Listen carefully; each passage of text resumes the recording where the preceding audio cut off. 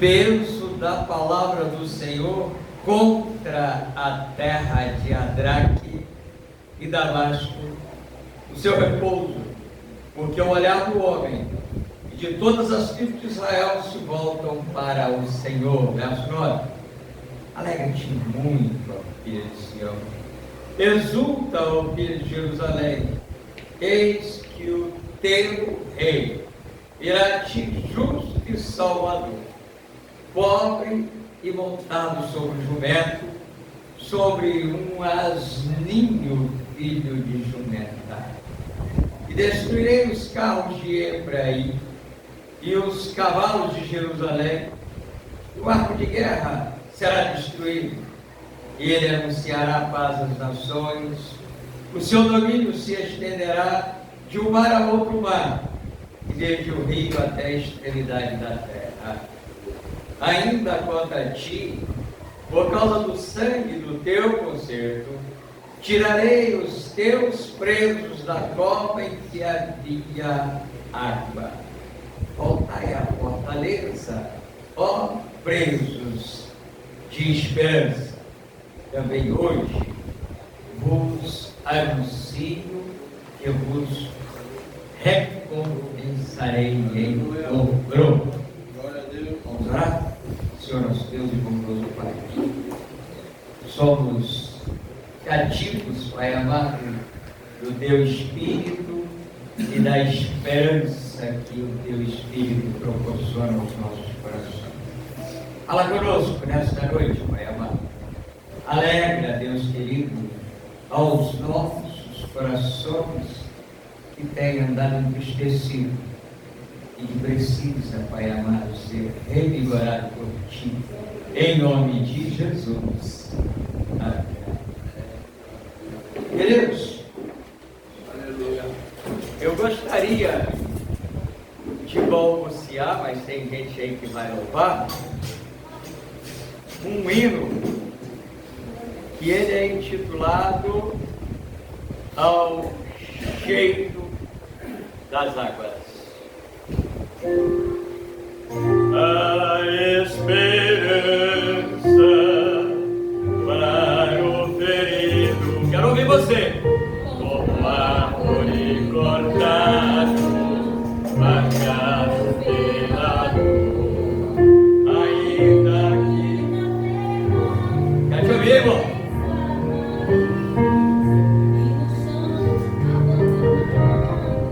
O seu trono.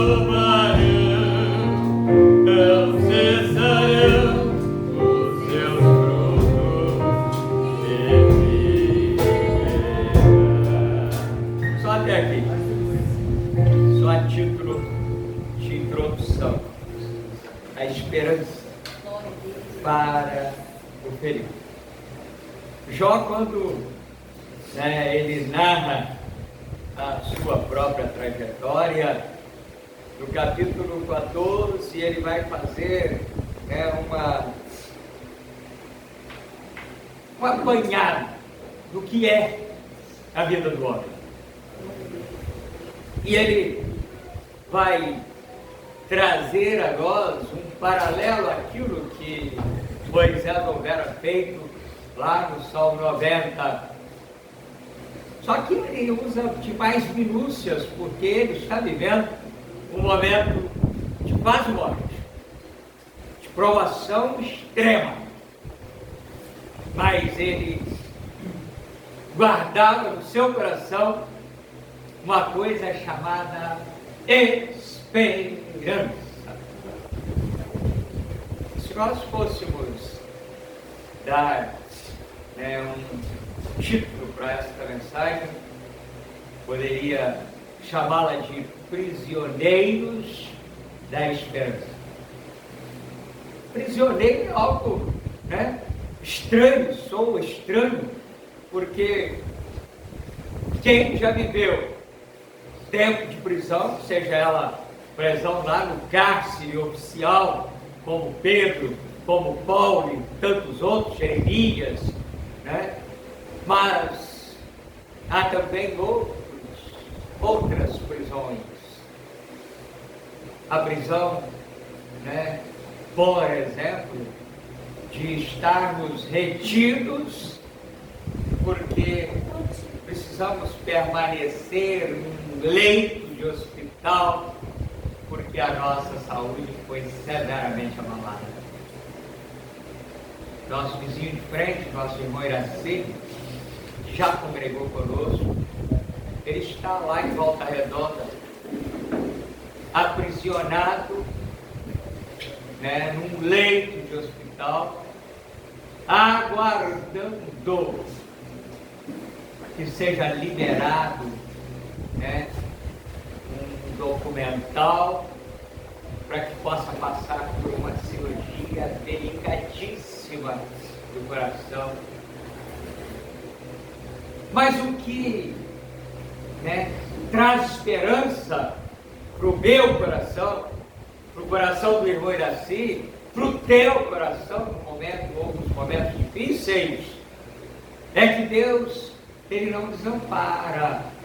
E aí eu volto um bocadinho para o Jó, e Jó diz assim: olha, a esperança é como uma árvore cortada, porque ao cheiro das árvores. Ele quer dizer assim: olha, deu aqueles primeiros pinguinhos, ainda não chegou oficialmente tempo de chuva, mas um bocadinho de chuva que deu, o broto já aparece. A vida já mostra que venceu a morte. Vamos voltar um pouquinho lá para o nosso irmão Iraci, e aí vamos nos ater a mensagem. Queridos, nós às vezes temos mania de sermos juízes do outro, E poderá haver, ou haja, nesse momento, quem diga assim: é o peso da mão de Deus, porque não está há algum tempo mais na presença do Senhor e congregando, e a Bíblia manda nos congregar. Mas, meus irmãos, o que me admira na misericórdia de Deus é que o nosso irmão Iraci estava bonzinho aqui. Ele é um homem atlético, gosta de fazer corrida, gosta de fazer exercício, apesar de já ter virado a casa dos 60, é um camarada sacudido. E aí, de repente, do nada, quando foi fazer um exame preventivo da empresa, verificou que 90% das veias principais estão em curso. E aí, admira-nos muito como Deus trabalha, porque o médico falou assim: não sei como, mas o sangue achou um caminho alternativo. Ele não sabe como, nós sabemos, Porque o nosso Deus, Ele ainda faz milagre, irmão.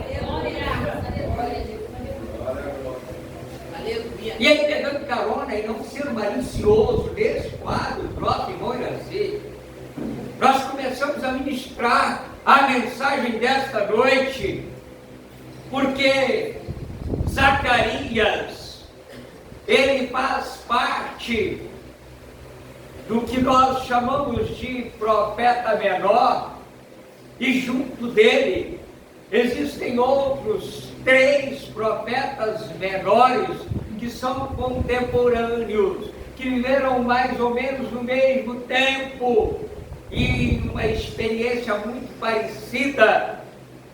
São, além de Zacarias, Ageu e Malaquias. Por sinal, na sequência, está Ageu, Zacarias e Malaquias. Eles são, amados, profetas do pós-exílio. Se é pós, é depois do exílio, logicamente. O povo houvera vivido 70 anos de cativeiro. Chama-nos muito a atenção como os impérios se estabelecem. E aí, queridos, nós podemos ver que os impérios, eles se estabelecem, mas eles são rompidos por outras forças maiores. Babilônia veio e tomou Jerusalém, tomou Judá. Israel já houvera sido levado aproximadamente 100 anos antes. E aí, Babilônia, ou Império Babilônico, comandado pelo seu rei Nabucodonosor, vem e leva cativo. Leva para permanecer ali 70 anos. Quando nós começamos a olhar o que acontece durante o tempo do cativeiro, nós podemos ver que os babilônicos, eles caem lá por volta de 612 a.C., porque os assírios vêm e tomam, derruba a Babilônia. E aí, queridos, os babilônicos foram derrotados, os assírios tomaram o poder, mas em 538 vai haver uma nova debandada de poder, e aí entra a Pérsia. Vão entrando poderes superiores, poderes maiores, para derrubar aquele que entendia ser muito forte. Eu quero começar a aplicar aqui na minha vida e na sua vida. Quantas vezes nós entendemos que somos imbatíveis? Se não somos nós, indivíduos, somos nós, igreja, denominação, eclésia, somos nós, a cidade, somos nós, o Estado, somos nós, a nação, somos nós. Mas a notícia que Zacarias está trazendo aqui para esse povo que volta do exílio, lá pelos anos 500 e 20 antes de Cristo, esses moços, mais moço Zacarias, mais cabecinha branca Ageu,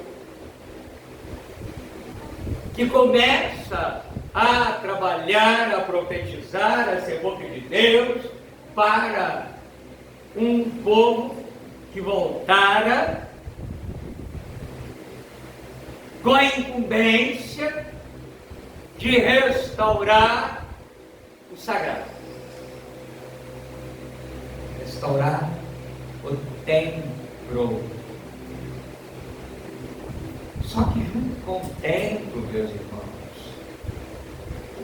junto com os muros, junto com as portas,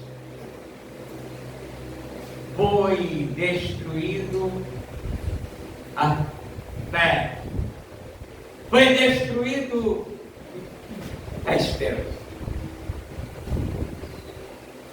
E é por isto que nós vemos Ageu dizendo assim: a glória da segunda casa será maior do que a da primeira. E alguns de nós que não são dados ao estudo preferem só pegar carona ou nem carona. Pega esse texto e pensa que é o templo que está sendo reconstruído, chamado de o templo de Zorobabel. Queridos, em momento nenhum da história do povo de Deus, da igreja, das vezes que se construiu e se reconstruiu, houve a glória, ou houve glória igual àquela do primeiro templo. O templo que Salomão construiu, ele foi suntuoso e glorioso e nunca mais se construiu igual. E eu ouso a dizer, nem vai ser construído. Porque nós, agora já estou lá na carta de Pedro, no capítulo 3, no versículo de número 13, se não me falha a memória. Porque a glória da segunda casa será primeira, maior que a da primeira, Ageu, né? E Pedro vai dizer assim: porque nós esperamos um novo céu e nova terra, onde habita justiça. Pedro está conversando com João, quando estava lá na ilha de Patmos, e teve uma revelação direta do Senhor. Ele sim pode falar o que muitos de nós falamos, e que na maioria é barriga pura, né? Não estou sendo mediano não, tá? Eu não estou dizendo que não possa acontecer não. Mas a maioria diz assim: desceu fresquinho do céu, desceu nada. Você preparou em casa? Você estudou? Você se preparou? Se você se preparou, passa a ser que ele manda fresquinho do céu. Você veio para cá de mão vazia, ele não manda nada direto do céu não, né? Mas lá sim, o Senhor falou direto com João e disse para ele lá em Apocalipse 21: eis que faço novo céu e nova terra. Vamos voltar para Zacarias? Zacarias, então, ele está se preocupando com a glória da segunda casa, porque ele entendeu que a segunda casa não era o templo de Zorobabel, apesar de que tinha que ser reconstruído. E como foi reconstruído? Ageu se se ateve à reconstrução, e glórias a Deus que houve Ageu, porque o povo voltou de lá com a incumbência: reconstrua o templo. O rei, que é chamado de servo de Deus, mesmo no centro, da nossa etnia, ou da etnia do Senhor, ele disse assim: vá e reconstrua. Mas quando o povo chegou e até começou. Parece eu e você, né? A gente chega cheio de disposição, cheio de desejo de trabalhar na obra de Deus. Seja quando nós nos convertemos, ou até mesmo quando nós migramos de um ministério para o outro. Chegamos com toda a força, com toda a disposição.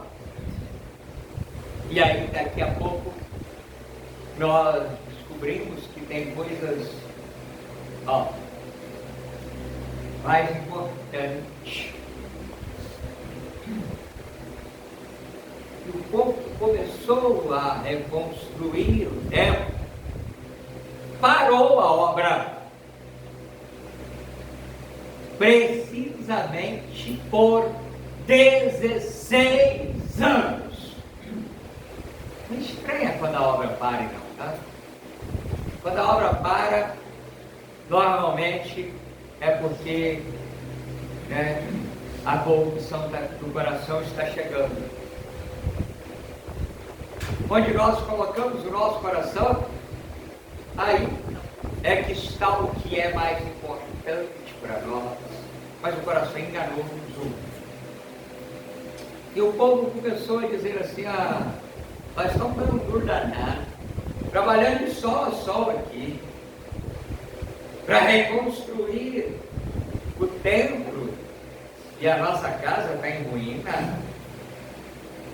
Primeiro, vamos reconstruir as nossas casas. Você lembra daquela palavrinha que você mesmo já falou, que eu ouvi falar? Farinha pouca? O que é? O que é? Pode falar, gente. Farinha pouca o quê? Meu pirão primeiro. Vou fazer primeiro o meu.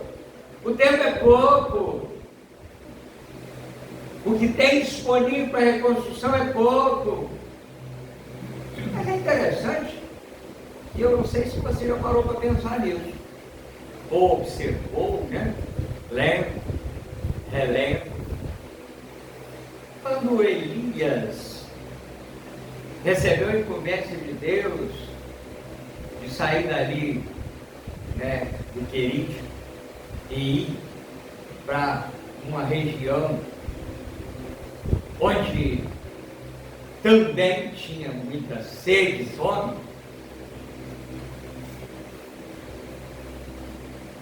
ele foi parar na casa de uma viúva, não foi? E a ordem foi para ir até a casa daquela viúva.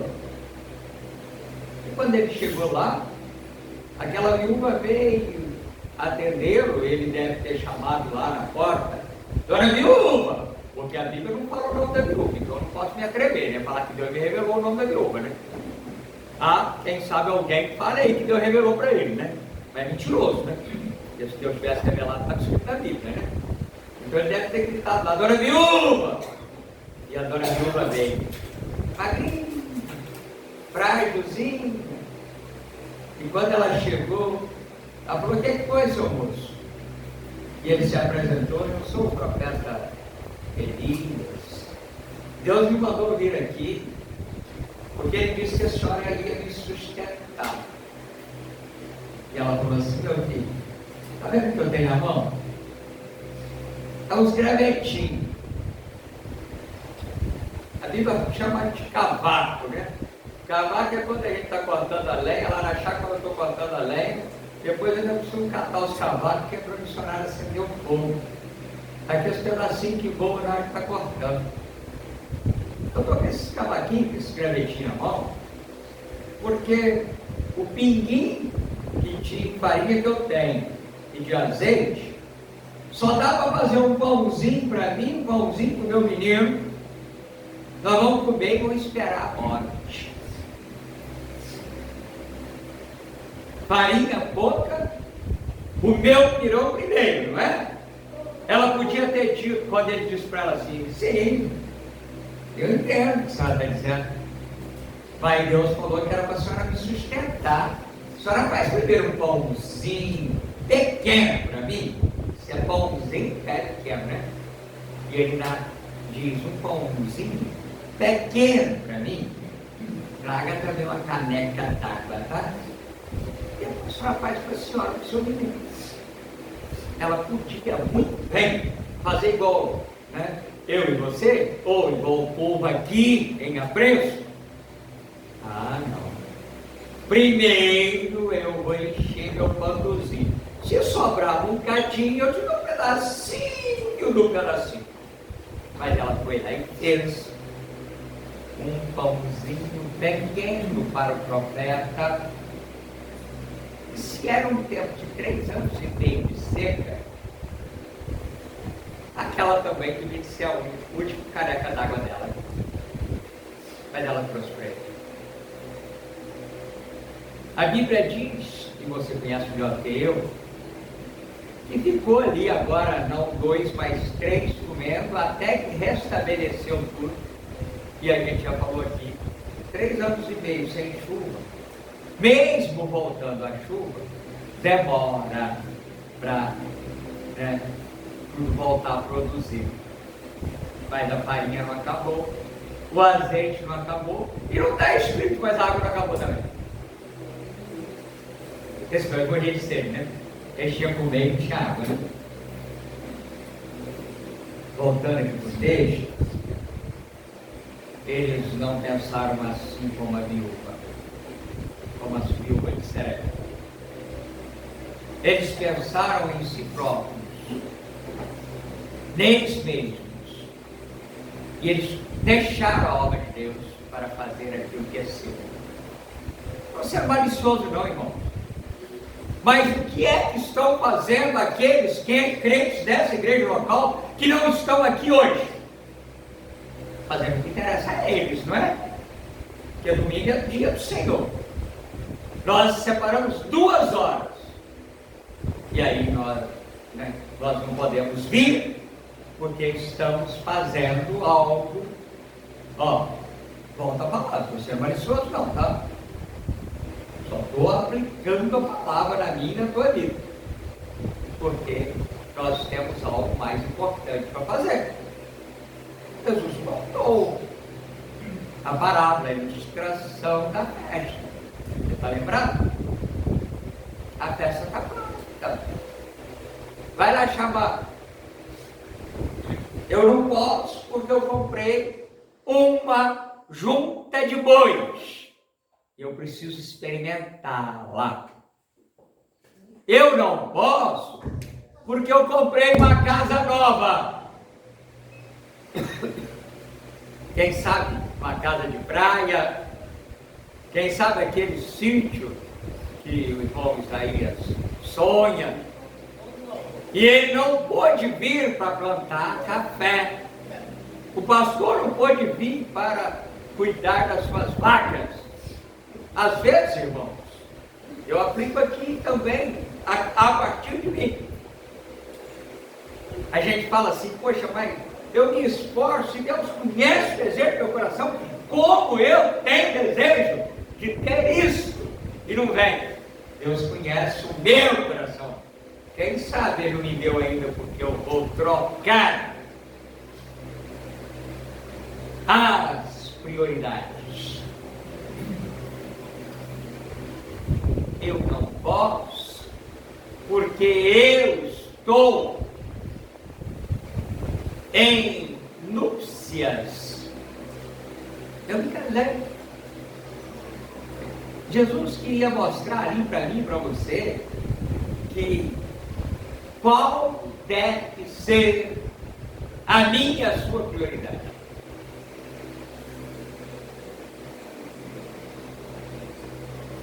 Nós estamos descrevendo aqui, e depois você leia mais, porque quando acaba o capítulo 8, Zacarias, né, está dizendo que apesar de todas as mazelas do povo de Deus, do povo de Jerusalém,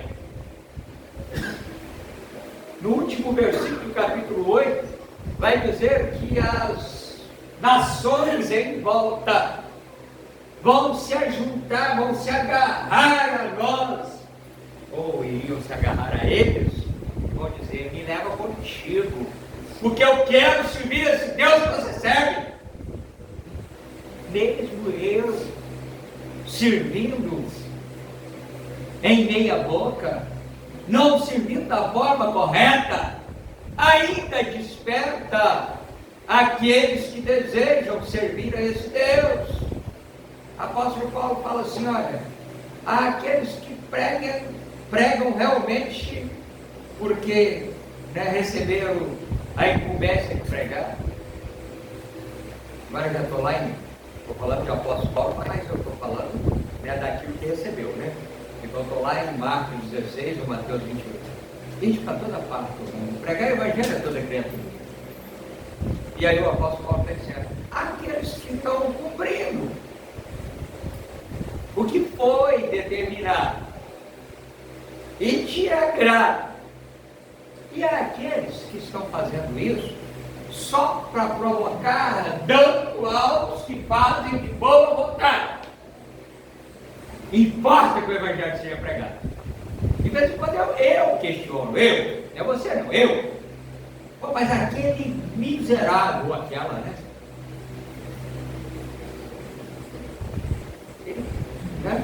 Até prega o evangelho, mas como é que ele faz isso? E aí o Espírito Santo fala assim: enquanto que o evangelho seja pregado. A conta pessoal é depois, irmãos. Ela vem, não adianta. Ela vem. Outro dia eu falei com a missionária Adriana assim: aquele caso assim, assim, assim. Lá em Atos dos Apóstolos, tem o chamado parecer de Gamaliel. Justamente por causa desses que faz o troço, a moda vão-se embora, passando a perna dos outros, etc, etc, etc. E Gamaliel falou assim: deixa ficar. É lógico que ali ele estava falando do povo eleito, tá? Mas ele se reportaram a outros que fizeram o troço, né, de forma errônea. E ele diz: deixa ficar. Porque se for de Deus, permanece. Se não for, cai. E aí eu disse assim: mas, meu bem, eu tenho visto aí que o povo tem feito aniversário. E ela disse assim: o tempo é de Deus, quem não é de Deus. Aí ainda me lembrou: lembra o caso assim, assim, assim? Pintou essa pequena. 7 anos depois, caiu. Não é porque a gente se alegra cair, não. A gente fica pedindo para cair, não, irmão. Não é isso, não. Mas é importante entender que precisamos, o tempo passou, precisamos ficar atentos como as coisas acontecem e que Deus ainda mantém o controle, para nós não perdermos a esperança. Então, já trabalhando para fechar, Ageu, então, ele deu uma sacudidela no povo e despertou o povo. E o povo, quando despertou, eu disse que eles ficaram 16 anos dormindo, ou fazendo o que interessava a eles, construindo seus palácios. Mas quando o povo despertou, a obra foi rápida. 4 anos depois, o templo estava pronto. É só despertar. que a obra anda. É só tirar ou mudar as prioridades. Fizemos uma campanha esses dias, irmão, só que a gente não aprende, a gente faz, né? E continuamos fazendo tudo errado, né? Isso eu estou falando da minha vida, irmão.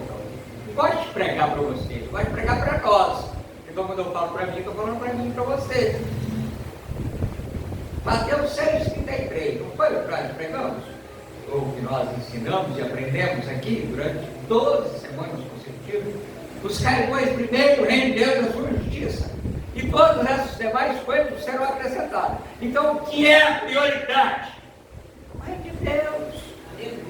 Mas, lá no contexto de Zacarias, no contexto de Ageu, no contexto de Malaquias, gostamos demais da conta de Malaquias 3:10, né? Trazei todos os dízimos à casa do Senhor, para que haja mantimento. Fazei prova de mim, eu vou abrir as comportas do céu, vou derramar bênção sem medida sobre as vossas vidas. É bom demais, não é? Mas leia os versículos anteriores. Estão me roubando. E ainda dizem: que nós roubamos ao Senhor? Os dízimos e das ofertas obsadas. Eu estou falando aqui, Malaquias está falando só de dinheiro, não, irmãos. Porque Ageu já vai dizer que nosso Deus é dono do ouro e da prata. Ele não precisa de mim e de você para manter a obra dele, não. Ele não precisa de mim e de você para absolutamente nada, mas ele é tão generoso que ele nos permite fazer a obra dele. Os anjos queriam fazer a obra. É só você ler com atenção a carta de Judas, que é um capítulo só, então qualquer um pode ler, é tão facinho, um capítulo só, poucos versículos. Leia com atenção, que nós vamos ver que os anjos desejavam, mas Deus deu a incumbência para mim e para você. E aí, Ageu veio e anuncia um reino diferente do reino assírio, do reino persa, do reino babilônico, do reino romano, do império romano. Poucos nós trouxemos com a atualidade esses que estão pensando que mandam no mundo.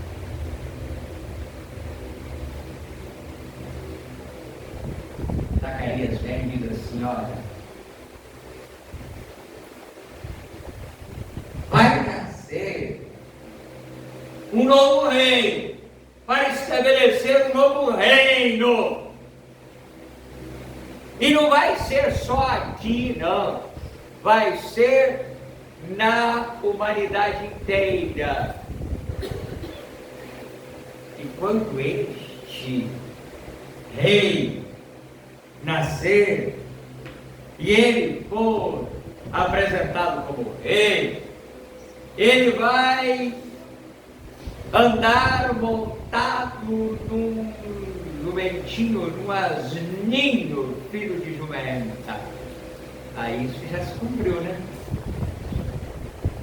Jesus já nasceu, Jesus já montou um jumentinho, Jesus já recebeu os Hosana, Hosana, Hosana ao filho de Davi.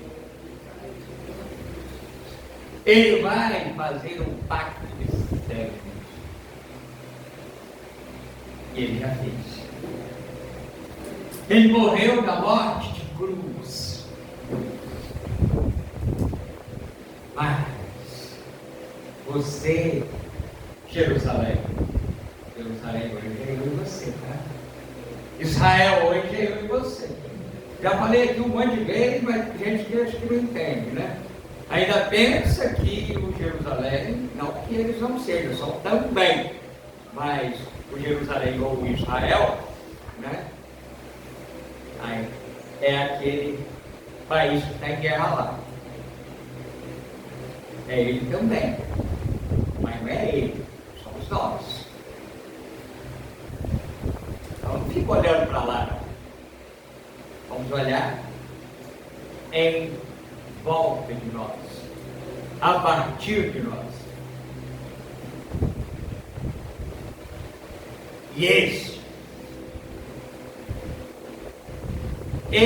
menino, que ele dizia que iria nascer, semana que vem, essa semana que vem hoje, precisamente na quinta-feira, né, a gente gosta da quarta, né, da véspera, do cheiro das comidas, né, da ceia, mas o dia era quinta, o dia é o 25, não é o 24, que nem é ele, né, que nem é ele, mas não importa, é ele, é o 25 que nós comemoramos o nascimento desse menino, o nascimento desse rei, o nascimento desse Emanuel, o Deus conosco, o nascimento desse que veio trazer paz.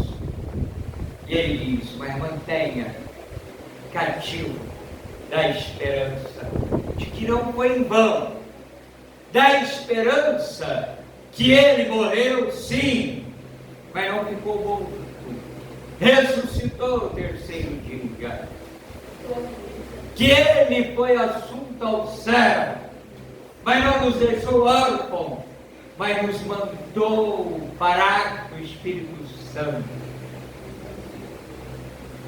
que porque ele morreu e ressuscitou, e porque ele nos deu o Espírito Santo, nós somos a sua igreja. E por causa disto, nós aguardamos novo céu e nova terra, onde habita a justiça. Ah, não vai ter jeito, vai, tem sim. Porque quando o clarim toca, lembra do apóstolo Paulo falando? Estou encerrando, já passei 2 minutos. Lembra do apóstolo Paulo falando? Lá em 1 Coríntios, capítulo 15, verso 51. Eis que vos digo mistério, nem todos morreremos, mas todos transformados seremos. E no tocar dos clarins, das trombetas, o Senhor vai vir. E vai revertir este corpo corruptível por corpo incorruptível. E aí a gente anda mais um bocadinho e nós encontramos o brado da vitória. Onde está, ó morte, a tua vitória? Onde está, ó morte, o teu aguilhão? Porque o aguilhão da morte é o pecado. É as forças que estão por aí. A hora dessa nós vamos ministrar aqui, o povo fica com medo, né? Falar das forças do império das trevas. Apocalipse capítulo 9. As trombetas, elas são verdadeiras e reais. Volta aí. Mas já foi vencido lá na cruz do Calvário. E mesmo vencido, a Bíblia diz que o mundo já não é livre. Por isso que tem, né, isso que a gente vê por aí. Não vai acabar isso. Porque eu tenho esperança. E a minha esperança é que vai cumprir o que a Bíblia diz que vai cumprir. E esse Jesus vai voltar. Porque o aguilhão da morte é o pecado, mas o dom gratuito de Deus é vida eterna. E aí, encerrando ele, Paulo de novo. Romanos capítulo de número 8. Nada pode me separar do amor de Cristo. Eu posso ter esperança a partir desta e de outras profecias que se cumprem. Se cumpriram, se cumprem e se cumprirão. Existem profecias que já se cumpriram. Existem profecias que estão se cumprindo. Existem profecias que se cumprirão. Mas, cabalmente, tudo aquilo que está escrito no compêndio bíblico aconteceu, acontece ou vai acontecer. E a igreja, ela é triunfante. Hoje ela é militante. Hoje nós militamos com poucos soldados. Às vezes ficamos entristecidos. Às vezes pensamos que não tem como ganhar com esse miséria de gente. Mas a Bíblia diz assim lá que você deixa. Tinha 32 homens com Gideão. E eu falei que tinha muito, voltou 10 mil. Eu falei que tinha muito, foi voltando só para 300. E no entanto ele ganhou uma batalha de quase 200 mil homens. Com 300 homens. Importa que os 300 sejam fiéis. Importa que os remanescentes sejam fiéis. Aleluia. Ser fiel até o fim. E vamos receber a coroa da vida. Acabando mesmo, acabou sucesso. Vamos parar de lamuriar. Jeremias, lá no livro das Lamentações, aliás, o tempo inteiro ele está chorando, ele é um profeta chorando, ele chora, ele lamuria, ele diz que o troço está tão difícil que parece que está comendo pedra e quebrando os dentes, tão ruim tá. E às vezes fala assim mesmo. Mas aí daqui a pouco ele tem um despertamento espiritual, ele diz assim: eu quero trazer à memória aquilo que me traz alegria. Quando o negócio estiver ruim, vai levando. Por que você está assim, minha alma? Tem hora que a alma da gente só quer reclamar, só quer lamuriar. Começa a louvar. Ao cheiro das águas. Bom, a vida. E aí, concluí por Jeremias. Ele diz assim: agora eu entendo. Com toda a minha reclamação, com toda a minha choradeira, agora eu entendi.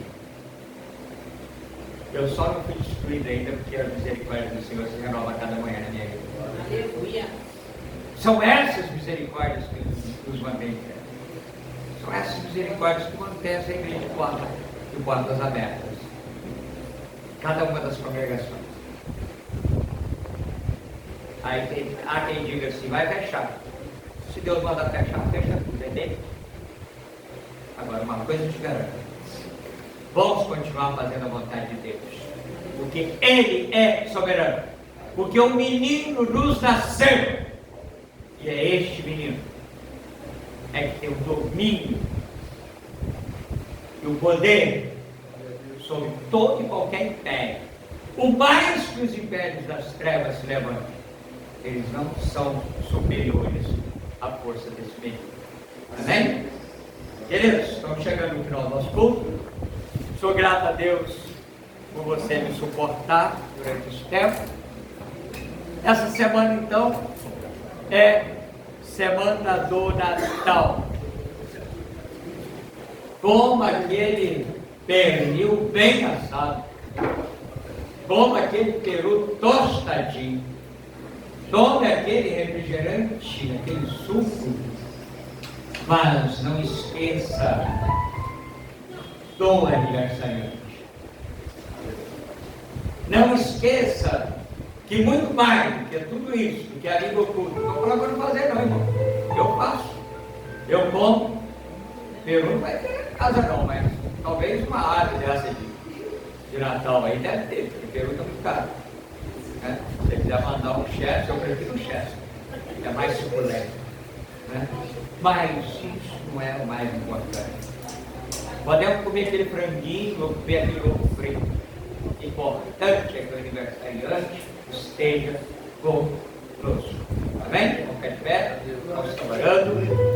Terça-feira, irmãos, nós vamos encerrar a campanha a respeito do culto racional. Estará ministrando aqui nesta igreja uma pessoa muito importante, chamada missionária Adriana de Carvalho Coelho. E aí, nós encerramos esse ciclo. E o pouquinho que ainda vai ter, antes da virada do ano, ou no começo da semana de ano novo, nós vamos ter culto com tema ali do ano que vem.